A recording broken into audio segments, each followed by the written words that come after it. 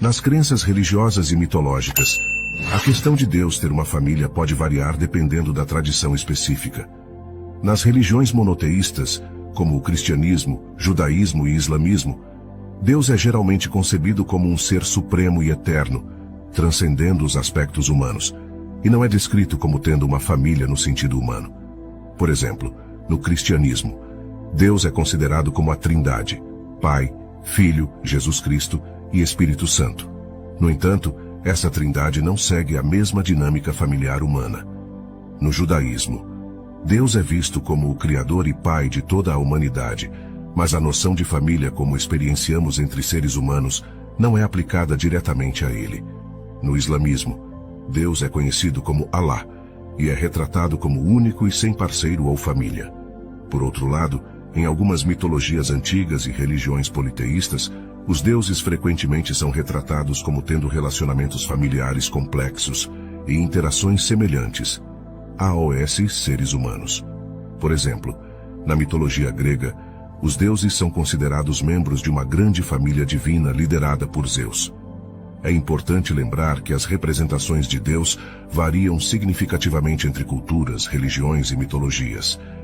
E a ideia de Deus ter uma família ou não é uma construção simbólica e metafórica que pode diferir entre as tradições. Essas interpretações estão fundamentadas nas narrativas e mitos que têm sido transmitidos ao longo dos séculos para explicar os mistérios da existência e a relação entre o divino e os seres humanos. A diferença entre a concepção de Deus no Antigo Testamento, Primeiro Testamento, e no Novo Testamento, Segundo Testamento, é um tema complexo e sujeito a interpretações variadas.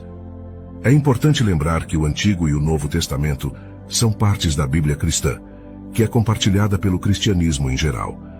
Vamos abordar algumas das principais diferenças que as pessoas frequentemente observam: natureza e caráter de Deus. Antigo Testamento. No Antigo Testamento, Deus é frequentemente retratado como um ser supremo de justiça, poder e soberania. Ele é apresentado como o Criador do universo, o Deus de Israel e aquele que puniu os pecadores.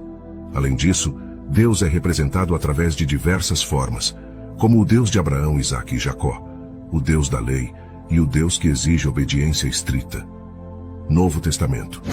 No Novo Testamento, a natureza de Deus é destacada de maneira mais amorosa e compassiva.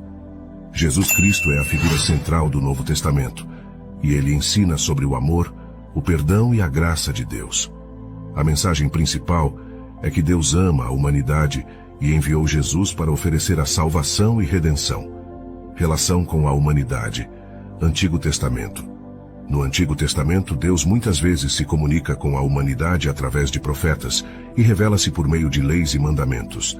Ele interage com líderes e patriarcas como Moisés, Davi e Elias.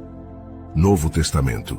No Novo Testamento, Deus é apresentado de uma maneira mais próxima e íntima, com Jesus sendo o intermediário entre Deus e os seres humanos.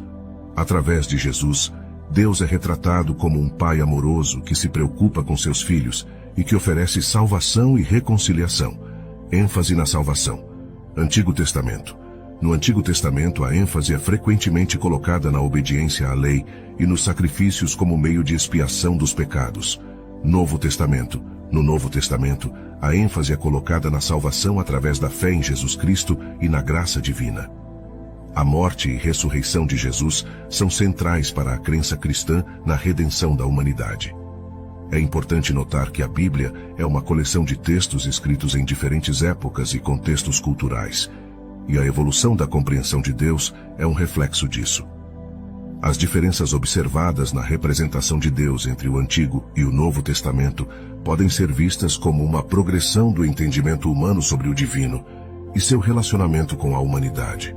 Nas tradições religiosas, encontramos a crença em uma entidade divina eterna, como Deus, que existia antes de tudo e é considerada a criadora do universo.